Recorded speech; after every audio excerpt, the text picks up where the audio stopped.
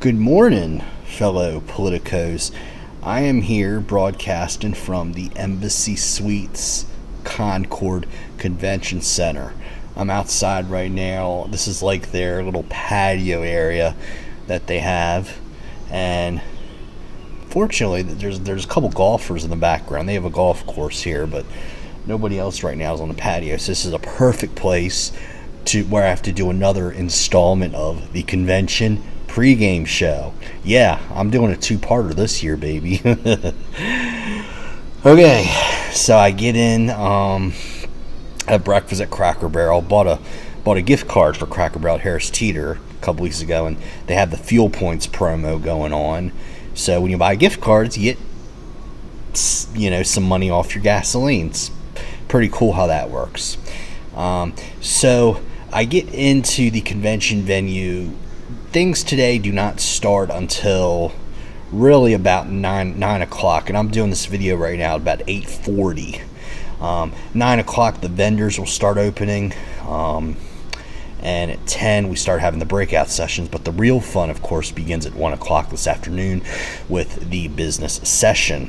But one thing that is really unfortunately, well, there's a few things actually that I need to talk about.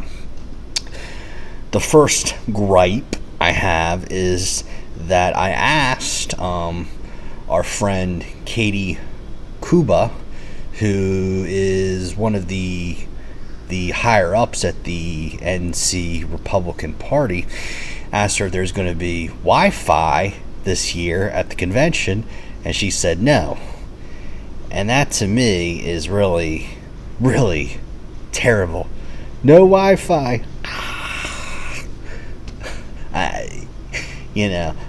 They had free Wi-Fi last year, right?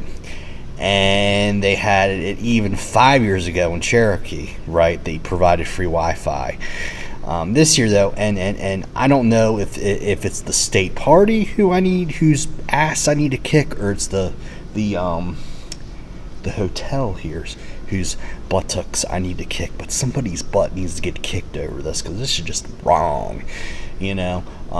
Especially people my age, Well, I mean, in order to have a full convention experience, you should be able to be at the convention hall, take notes, but also have your Facebook on all the time so you can see other people and what their thoughts are on the convention. But I guess now, I'm shooting this video 8:30 in the morning. I'm going to have to wait till like 12 hours from now till I get back to my hotel room to load this video to YouTube and Facebook. It's really terrible that, we're dealing with 1992 technology here. We can't have free Wi-Fi at the convention. Now, I will tell you that you can, now, if you're staying at the hotel, they'll give you free Wi-Fi, okay? But if you're a guest, if you're not staying at the hotel, you can pay for Wi-Fi. It's like $5 a day, and that's your basic Wi-Fi. Now, if you're streaming Netflix or doing a bunch of things with music and everything, you're gonna probably want the $12.95 a daily package. Okay. So another thing that's and the infighting has really reached a phenomenal level, and I like to have the double dare scale, right? A tad bit of infighting, well, that's like double dare 2000. Major infighting, well, that's the 1990 season of Family Double Dare, and that's where we're at right now. My email box is turned into a grenade launcher, where it seems like everybody's going at it. It's like you should vote for Michael Watley, because if you don't, we're not going to get money for Guilford County. But if you vote for Jim Womack, you're a knucklehead or extremist, and that sort of thing. Which I'll admit, infighting kind of makes these conventions fun, but at the end of the day, we need to remember that whoever the party elects chair, that's going to be our leader going forward. And that's who we're going to have to work with. in order to get Republicans elected up and down the ballot. Okay, so, but then there's another thing that's really been blowing up on social media, and it's how the voting for chairman and vice chairman is going to go. This is going to be the first year that they're going to go to electronic voting. Now, last year they experimented with it in Hickory. Okay, it seemed to be successful, and it seemed to move the convention along very smoothly, and we got a lot more business done than we have in years past. But this year we'll see. I've read the voting procedures. They make sense to me, but there's a lot of talk on social media that people are really not liking what they're hearing about this electronic voting. Because apparently when you get your delegate badge, if your code is printed, it means you're an establishment Republican. If your code is handwritten, it means you're anti-establishment Republican, or probably going to vote for Jim Womack. That's one theory that I've heard. Another thing is that somebody obviously wrote the numbers, and they know whose number goes to what delegate, so that the state party will know who's going to vote for whom, and there's not going to be confidentiality, or aka a secret ballot like there has in years past. Okay. Another thing too is I've heard there's going to be a motion made on Saturday afternoon before the voting takes place to have keep electronic voting, but also have paper ballots in as a backup measure too, to make sure this election is done fairly. Okay. But let me read to you the voting procedures, because some of you are watching this and you're not able to make the convention. That's fine. Like, I understand we got family, work obligations. Sometimes, not everybody who wants to be here can be here. Plus, I have a couple friends in other states where travel in North Carolina is pretty difficult for them to do. So let me read you verbatim what the state party has in their convention agenda right here under voting procedures. Okay, and we'll do this right after this airplane passes by.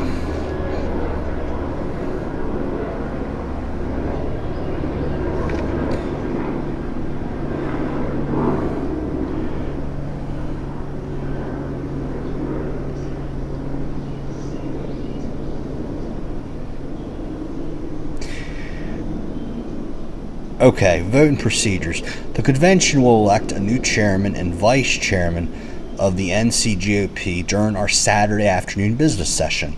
We are excited to have Paget Communications on site conducting our electronic voting for the second consecutive year.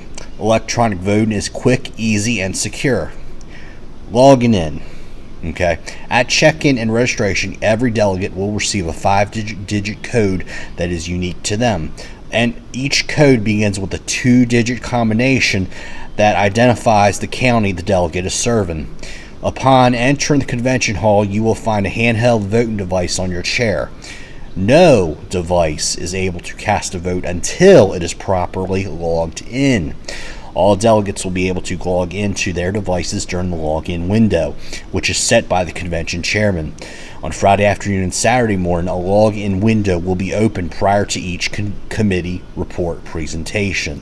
If you miss the login window, please report to the voting table in the back of the room, and our representative from Paget Communications will be able to assist you.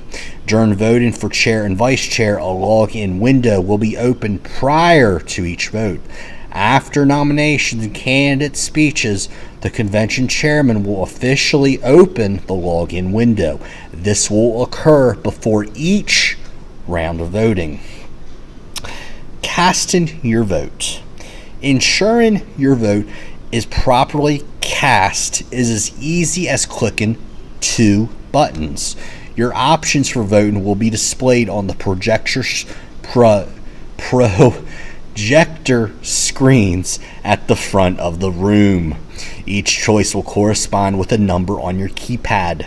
To vote, you will select the number of your choice, confirm on the screen it is the vote you intended to cast, and then hit send. The vote will go directly into the system and be counted. Chair and vice chair weighted voting. To ensure the vote is properly weighted, the county raw vote will be announced, and the raw total will be entered into the weighted voting spreadsheet. A member of the Credentials Committee will call out the raw vote by county, and the NCGOP secretary will enter the vote total into the weighted spreadsheet. The weighted spreadsheet will be displayed on the projection screens so the convention body can confirm that the proper number of votes were cast and the weight is being calculated properly.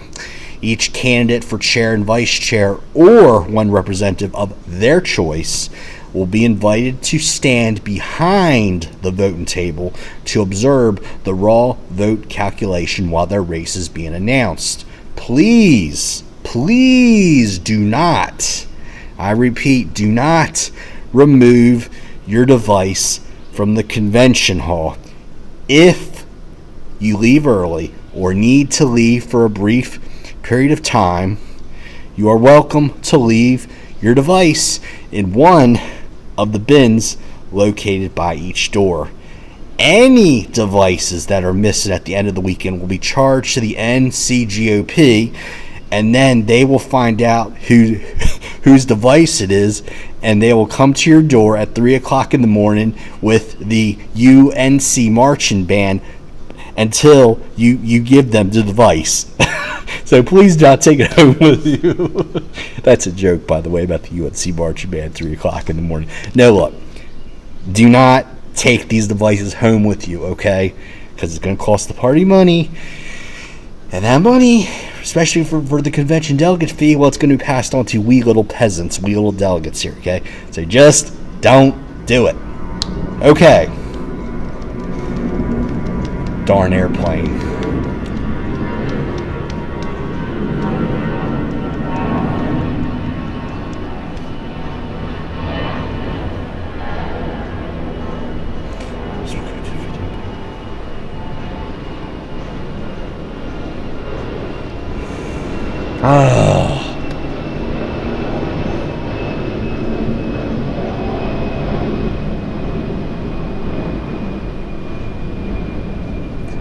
Okay. That hopefully concludes the convention pregame show. My next video should be on the Friday morning breakout sessions.